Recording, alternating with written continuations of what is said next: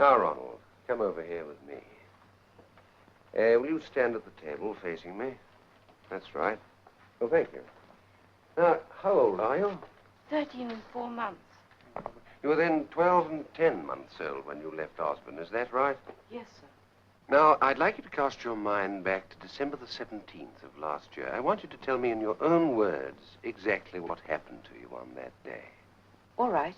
Well, it was a half holiday, so we didn't have any work to do after dinner. Dinner at 12:30? Yes, at least until prep at 7. Prep at 7, yes. Just before dinner, I went to the chief petty officer and asked him to let me have 15 6 out of what I had in the college bank. Why did you do that?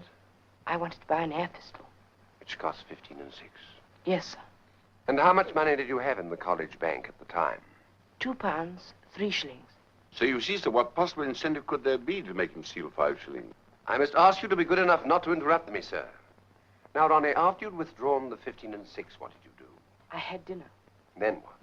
I went down to the locker room and put the 15 6 in my locker. Yes, then? I went to give permission to go down to the post office. I went back to the locker room, got out the money, and went down to the post office. Yes. Go on. I bought my post order. For 15 6? Yes. Then I met Elliot Miner, and he said, I say, isn't it rot? Somebody's broken into my locker and pinched a postal order. I've reported it to the PO. Continue. Well then, just before prep, I was told to go along and see Captain Flower. The woman from the post office is there. And the captain said, is this the boy?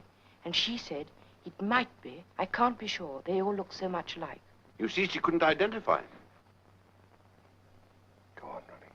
Then she said, I only know that the boy who bought a postal order for 15 6 was the same boy that cashed one for 5 shillings. So the captain asked me if I'd bought a postal order for 15 6, and I said yes. Then they made me write Elliot Miner's name on an envelope and compared it with the signature on the postal order. Then they sent me to the sanatorium, and 10 days later I was sacked. I mean expelled. Right. Now, when you wrote the name on the envelope, what made you choose that particular form? That was the way he usually signed his name. How did you know? Well, he was a great friend of mine. That is no answer. How did you know? I'd seen him sign things. Are you aware that the Admiralty sent the postal order to Mr. Ridgely Pierce, the greatest handwriting expert in the country? Yes. And you know that Mr. Ridgely Pierce affirmed that there was no doubt that the signature on the postal order and the signature you wrote on the envelope were by one and the same hand? Yes. Yet you still say you didn't forge that signature? Yes, I do. In other words, Mr. Ridgely Pierce doesn't know his job. Well, he was wrong anyway. What were you thinking about outside the CO's office for 25 minutes? I don't even know if I was there. I can't remember. Perhaps I wasn't there at all. No, perhaps you were still in the locker room, rifling Elliot's locker. Sir Robert, I must ask you. Quiet. I remember now. Yes, I remember someone did see me outside the CO's office. A chap called Casey. I remember I spoke to him. What did you say? I said, come down to the post office with me. I'm going to cash a postal order. Cash a postal order? I mean get. You said cash. Why did you say cash if you meant get? I don't know. I suggest cash was the truth. No, it wasn't. It wasn't really. You're muddling me. You seem easily muddled. How many other lies have you told? None, really, I haven't. I suggest your whole testimony is a lie.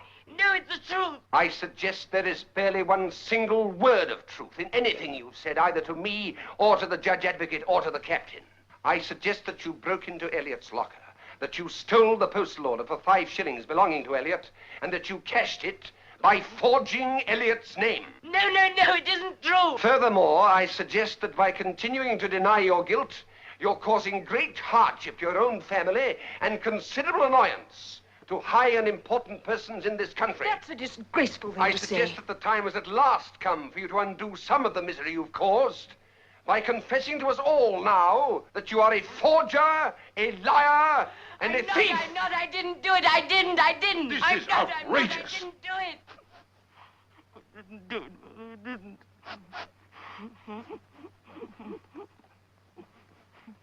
Can I give you a lift? My car's at the door. No, thank you. Well, send all this stuff round to my chambers tomorrow morning, will you? Will you need it now? Need it? Of course. The boy is plainly innocent. I accept the brief.